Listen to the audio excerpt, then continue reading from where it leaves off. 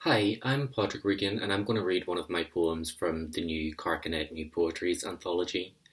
This poem is called Ireland. Fog, weirdly, in the early afternoon, and now the sun that's rattled through the window of the train for this past hour is dimmed to the point that I can look at it directly, a porthole covered by a two-fold tissue sheet. There is a smell of oranges, which is just the smell of lemons inside out. I'm somewhere else, and then I'm somewhere else, where grass is felt and hills are felt manipulated into curves, where distant trees are pressed onto the sky by rubber stamps, and nearer trees are formed from wire and hair, where the flesh of cows takes on the puffed up look of huge figurative balloons, polyester struggling against the gas it's wrapped around, against the helium's innate desire to expand itself into a wider, thinner net, where sheep's wool has long since disaggregated into steam, where the outside souls of vegetables wander through the fields.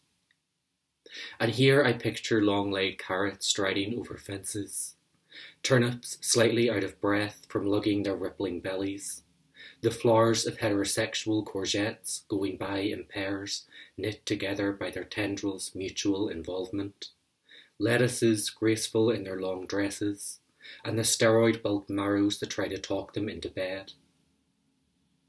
They are on their way to join a retinue of minor gods that once a year makes a tour of Ireland's less inhabited domains. Here is the teenage king of North Street's burnt arcade. You can tell him by the thinness of his limbs, the wiry hair clinging to his upper lip. Here's the bearded, red-faced representative from the Council of Doorknobs.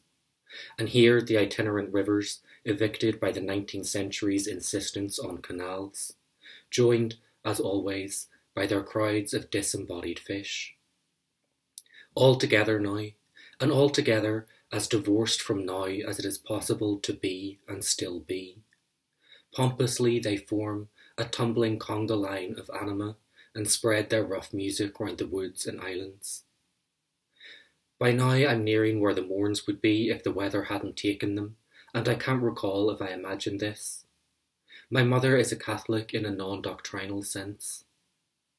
I saw a city crumpled like a city in a film where some disastrous event has happened in a city. Birds the size of monuments perch on the roofs of office blocks.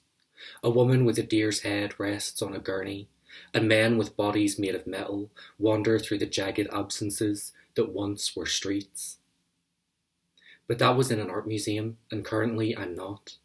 I'm speeding past the fabulous brick and iron work of rural stations where no one and their shadows wait.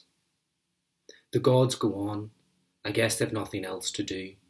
The fog is general and spreads. I almost arrive, and then I have arrived.